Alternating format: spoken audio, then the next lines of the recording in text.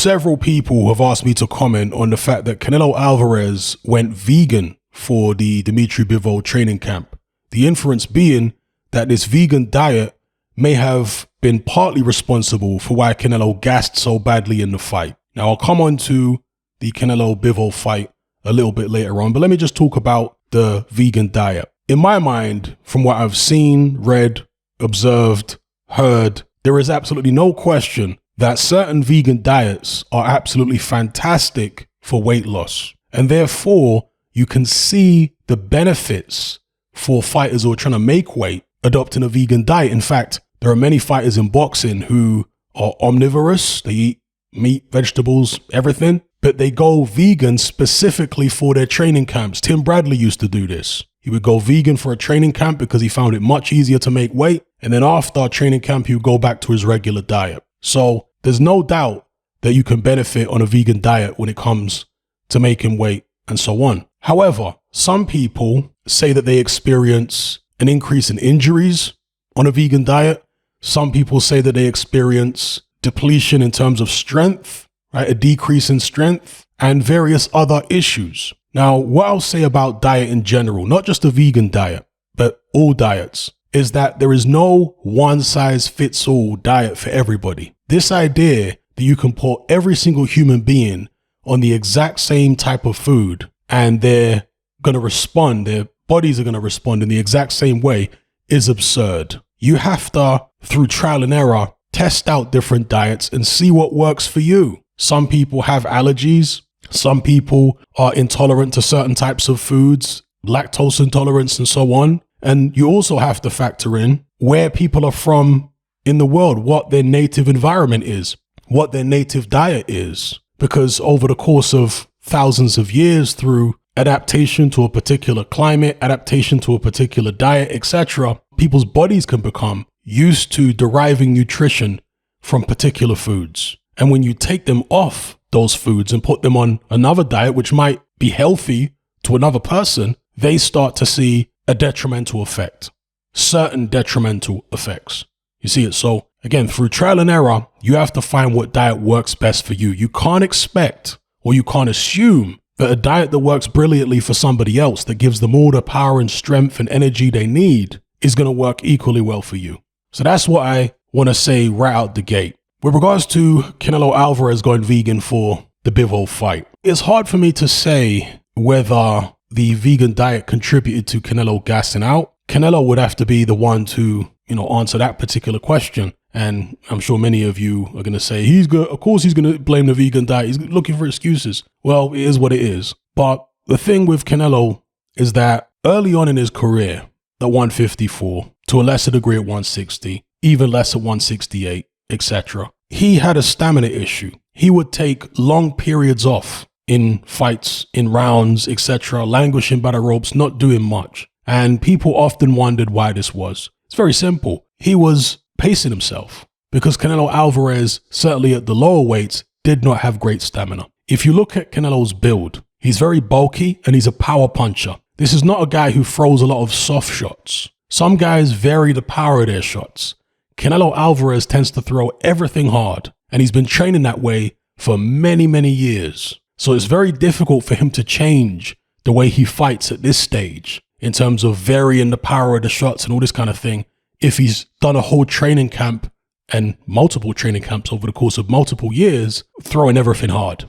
Okay, so that's the first thing. So that style that he has of throwing everything hard is not conducive to high volume. What it is conducive to is gassing out if you throw too many punches because they're all hard shots, right? Also, Canelo's build, as I say, very muscular, short, stocky guy. This is not a build conducive to endurance. This is a build conducive to power, okay? Now, I say all that to talk about the Bivol fight. Now, as Canelo Alvarez moved up in weight, his stamina appeared to improve, and this is understandable because when he was at 154, in the ring, he was over 170 pounds on the night. So this is not a case of Canelo bulking up to move from 154 to 160 to 168 to 175. No, it's a case of him having to boil down. And so as he moves up in weight, what he's really doing is boiling down less. That's all that's going on. It's not him bulking up, it's him boiling down less. And because he boils down less, that gives him more energy in the ring. Okay. Now, against Dimitri Bivol, Canelo Alvarez was very active early on. And I'm assuming this was the game plan. They realized that Bivol was a fast guy, fast hands, fast feet. So Canelo wanted to put as much damage on Bivol early on as he could so that Bivol couldn't get into a boxing rhythm and start making it difficult for him. So he went in there and he was trying to hit whatever he could hit. He was hitting Bivol on the arm, as we all know. Bivol ended up with a big red arm after the fight. He was hitting him in the body. He was hitting him literally anywhere he could hit him.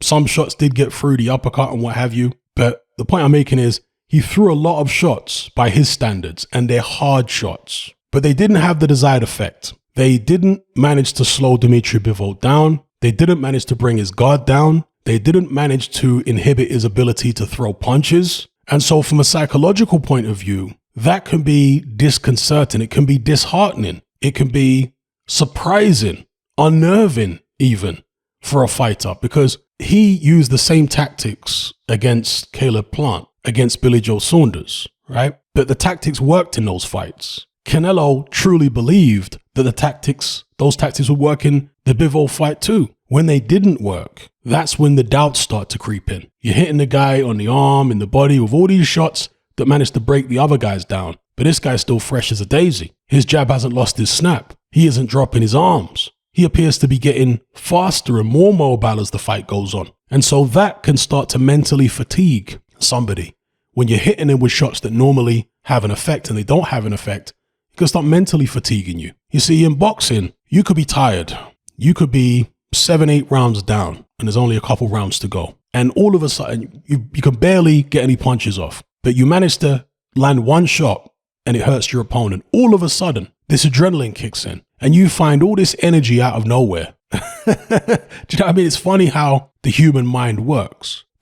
How the psychology and the neurology combine to produce instances like that, where this energy comes out of nowhere because you manage to have a certain amount of success. But the opposite can also happen. If you're used to having success when you land certain punches, and this time it doesn't occur, your opponent isn't breaking down, in this case, Dimitri Bivol, maybe you're going to feel flat because of that. Maybe you're going to feel a bit dejected because of that. So again, I have to entertain the possibility that Canelo's lack of, I guess you could say, success, his inability to hurt Bivol, may have contributed to him gassing out. Yeah, because it's a psychological thing. It's not just a physical thing. And as I say, Canelo threw a lot of punches by his standards early in the fight. Now, can I dismiss the possibility that the vegan diet had anything to do with it? No, maybe the vegan diet did have something to do with it. Again, I couldn't tell you. You'd have to ask Canelo. And we'll have to see in the Bivol rematch, if it happens, whether Canelo's stamina is any better next time. But that's my take on the vegan diet thing. In diet in general, I think it's an individual, case-by-case situation. You shouldn't assume that because one diet works well for one guy, it's going to work equally well for everybody, because that definitely won't be the case, right? You got to, through trial and error, find out what works best for you. So yeah, that's my take. Give me your take in the comments below.